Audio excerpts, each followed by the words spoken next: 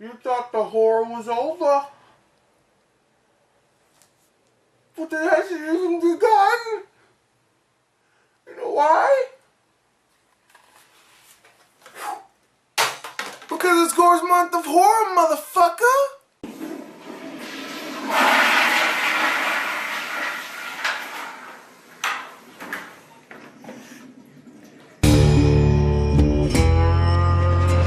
Gonorrhea, gonorrhea, gonorrhea, gonorrhea, gonorrhea.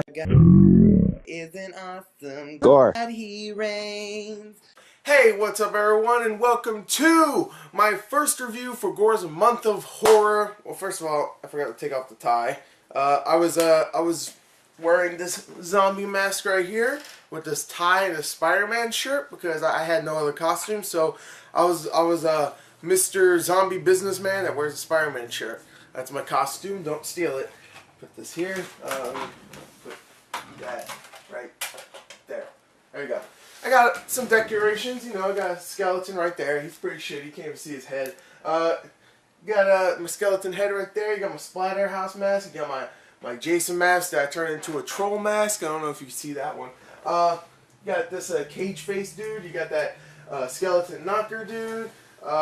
Just some random decorations for the holiday season, you know. It's Gorror's month of horror, man. Or like I want to call it now, the month of Gorror, because I put gore in horror because puns. So, let's get into it with my first movie. Now, before I actually start, let me just say this. One last thing.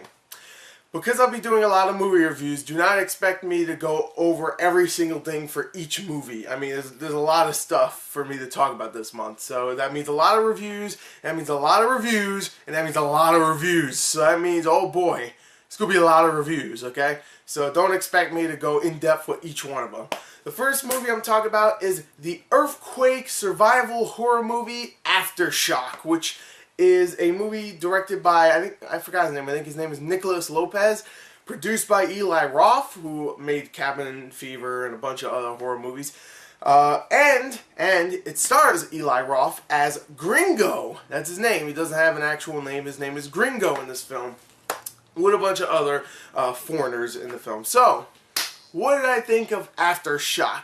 Let's talk about it. The story for Aftershock follows a group of travelers as they have a nice time in Chile. You know, Chile, great place, everybody loves it, they're having a good time. Sex, nudity, dancing, whatnot. Hey, it's a good time until they hit a nightclub, and this nightclub is underground. And of course, that's when a big earthquake happens. This is actually somewhat based on the actual earthquake that happened in Chile.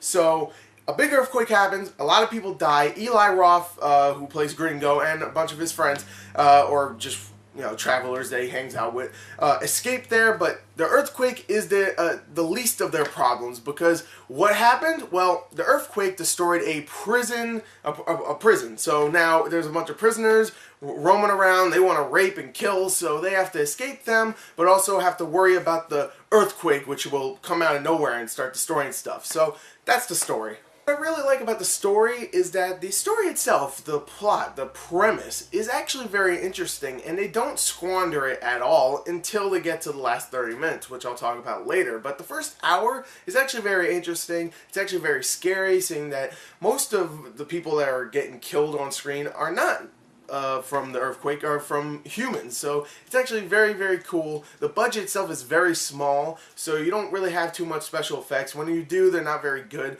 So they use a lot of, just sets. You see a bunch of stuff destroyed, and you see a bunch of people hurt, but they're all practical effects. There are a couple of special effects, like I said, but they're not that good.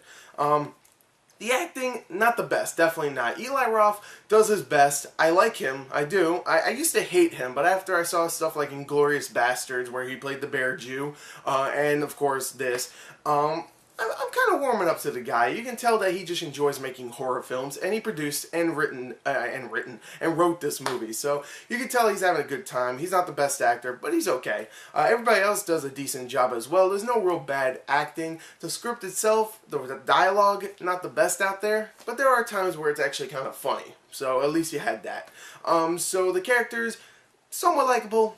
Nothing amazing. When they start getting killed off, you're not going to go and sit in your seat and cry about it. You know, you'll be like, oh, okay. Well, sucks to be them. So that's what I have to say about the story. It's an interesting premise. They don't screw it up until the last 30 minutes.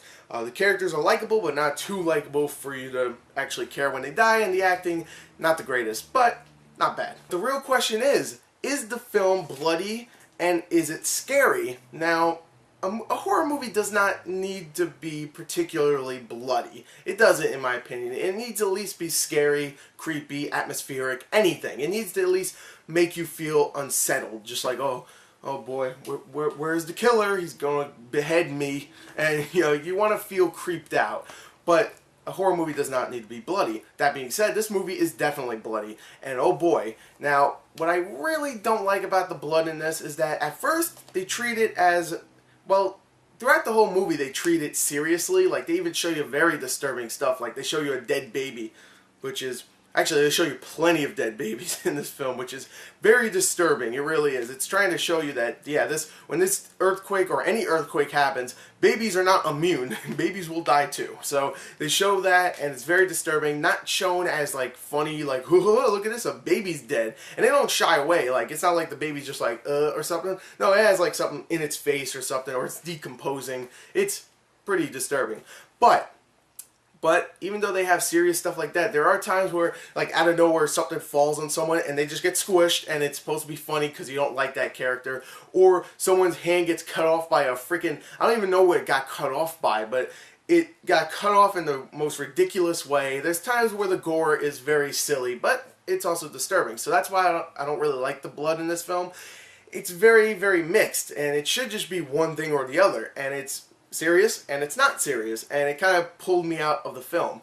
But I have to admit, the movie itself is actually very unsettling because, of course, you have, the aftermath, which is the earthquake. You should be worried more about the earthquake than humans, but in this film, you're worried way more about the humans. Like, whenever someone's just going to lose their mind and just kill you, or a prisoner's going to come up and rape your girlfriend and then murder you right there. Yeah, I mean, it's definitely unsettling, and I like that this film addresses that. And for the most part, it doesn't, treat it as, like, comedy. No, there's parts where it's actually real screwed up. So I give it credit for that. I definitely do. So overall, I enjoyed Aftershock. It has some problems, definitely. It's very, unbalanced with its topic, especially, the blood and the gore and whatnot. But I still very much enjoyed it. I did. I didn't think it was terrible. So I'm going to give Aftershock, I'm going to give it 28 out of 40. I actually did enjoy it. So there you go. There's my first review for Gorr's Month of Horror. Look forward to another one soon. So thank you and goodbye.